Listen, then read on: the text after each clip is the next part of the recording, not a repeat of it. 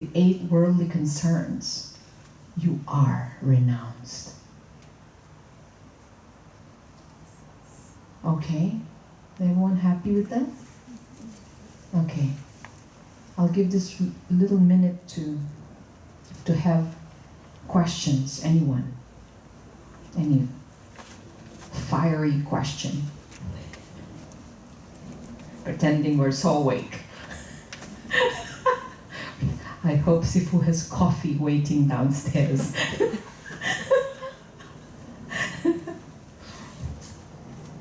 Yeah? Is everyone okay with the topic? A little bit shocking? Shocking. Wow, I like We that. say Yes? about some of the tragic moment, Ah, like of some lost their loved one. yes. Mhm. In the case of insect Yes. bite, like the dengue. Yes. Can we take the case of kindness or the some other way to save Their life from the insect from the insect? Well, yes, you just use a mosquito net. because some more happening Yes. And will be wasted. wow, that's beautiful. Yeah, you're so concerned that all of this, Causes yeah, a lot of problems are caused by, all this unfortunate, unavoidable. yeah, yes, from the insects, it bit somebody, and from that you have diseases and all that. Yes, but if you definitely, you already realize the number one in the preliminary, it says, that the preciousness of human life is quite, that's how we cannot, cannot really stop things. However, because of its preciousness, we really feel sad that people die from diseases, right? However, on number 2, it says there, the impermanence. No impermanence. So then, because our life is impermanent, they come and go no matter what happens. And that's the fact. And we have to digest that. Unfortunately, we cannot stop all this in happening because this is samsara. Suffering is here. It's real. They come in different forms, whether that's famine, that's sickness, in warfare, is because all of this is happening. We do our best to control it, but yet it is very difficult to stop it at once. But know the rarity of life, and we can save one or many, we do our best. But if we cannot, is because we cannot. Just do your best. And yes, medicines help, right? But you see, not all medicines work. Because our body is impermanent.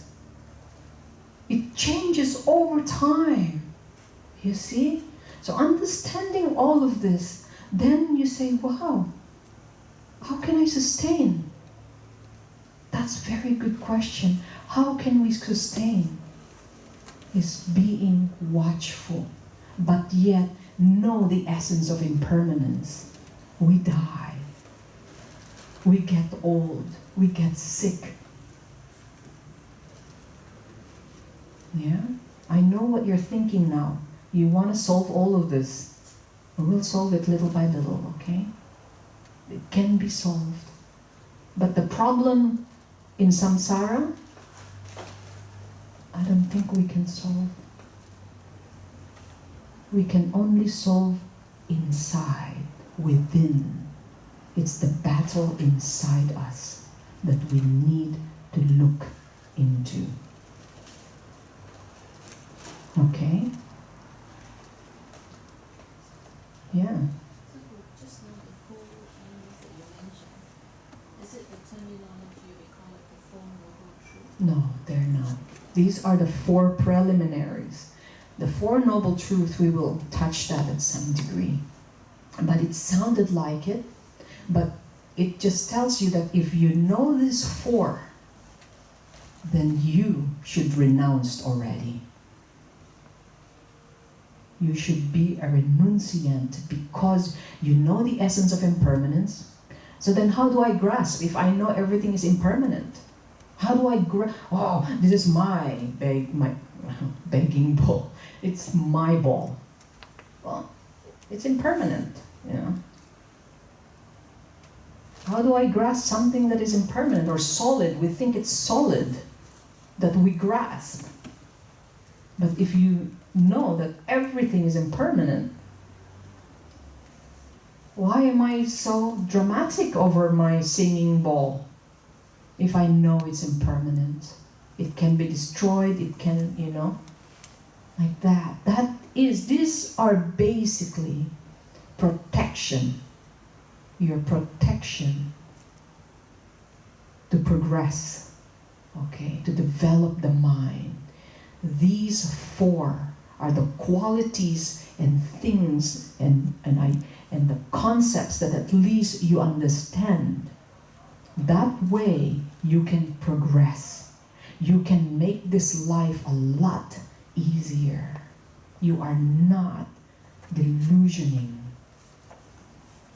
Okay? I know you have not really come across this before, or maybe you have, but your mind was not there yet. But I tell you, if you have the capacity now, I would not even blink, because this is very important. Why? Because we don't know when we die.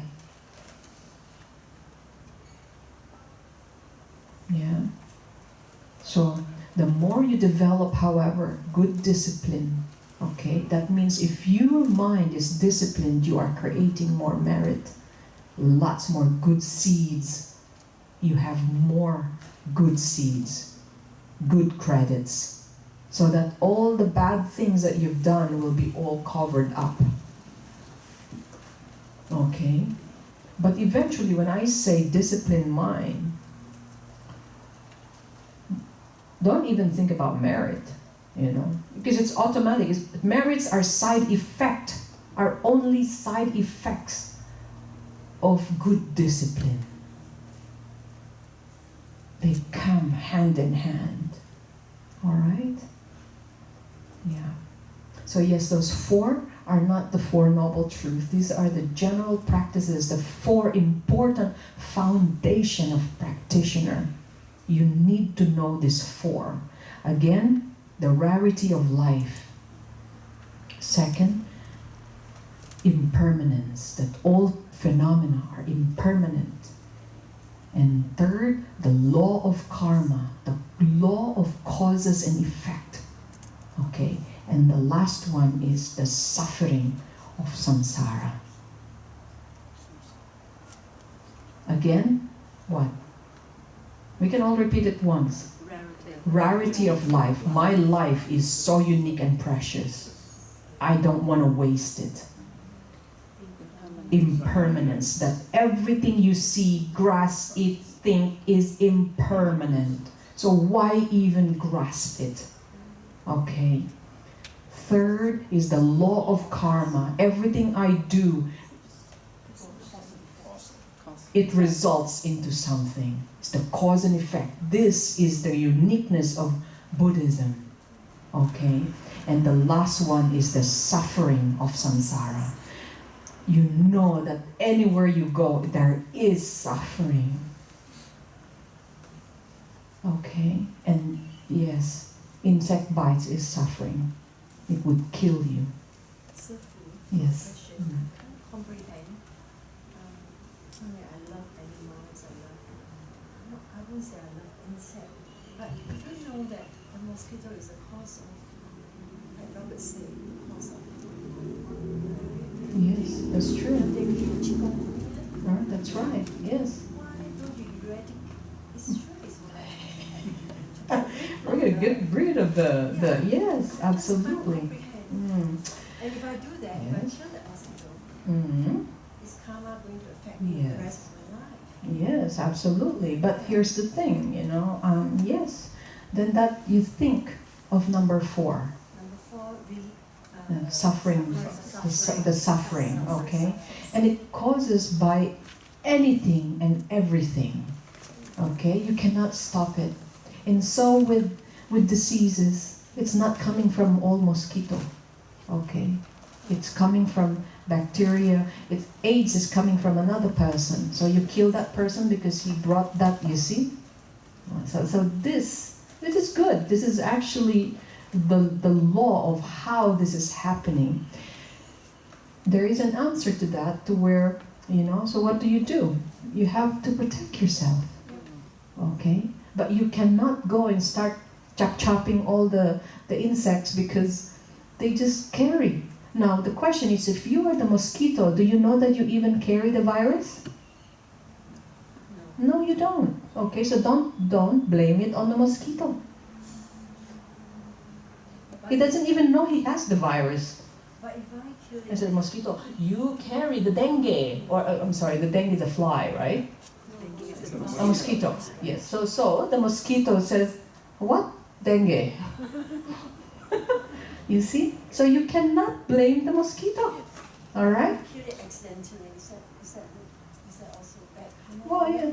Yes, there is still a karma, but little. That's why you need to have a lot of good discipline and good merit. But okay, but let's go back to your concept of, well, let's all kill the mosquito. But in reality, the mosquito, this is not the problem. They carry the virus. They don't even know they carry it. Okay, so like, so then, but in realities, when they bite you, it's not about them. It's about the virus that affects you. So a lot of your chemistry are reacting. Now, how come others get bitten and they don't get sick? Not everyone that is bitten does not die. How come? So should I, Just green and buried it. It is vitamin. Yes. And you say, okay, enough of that. Super, I want to ask you one question. Yes. Sometimes in garden, a lot of mosquito larvae. Yeah. You have to get rid of it. Yes. So is it killing you? Yeah, well, if you get rid of it, it's because your intention is, you know what, we're not going to create any more of this, because, you're going to cause a lot of problems. So what do? You make sure that your garden is tidy and neat and dry. Yes, some light, like that. Yes. Or change your garden, Concrete. No, not like that, but simplify, It is.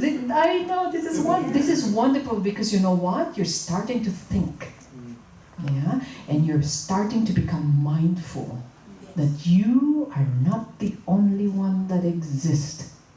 There are others out there. The space doesn't belong to just you. Okay? Sifu, can I ask something different? Yes.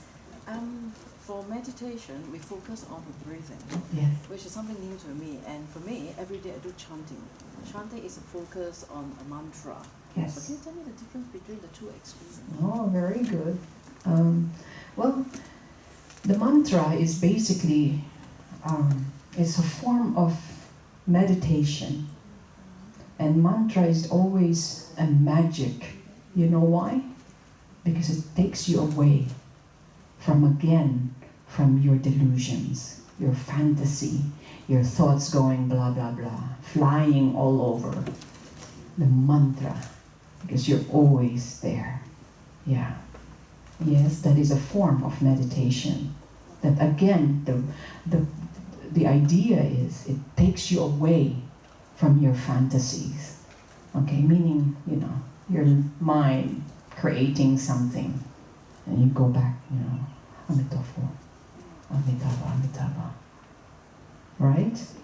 Yeah. But in meditation, That is another way. There's thousands of techniques.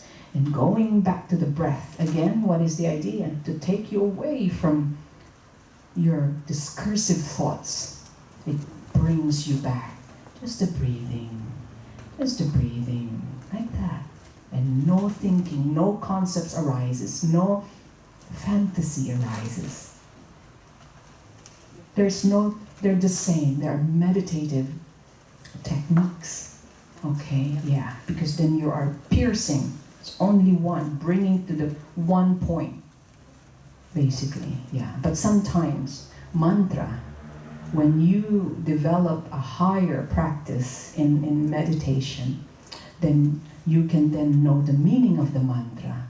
And as you know the meaning of the mantra, every single syllable has meaning. And your mind just in that position and that point, then your mind is already abided.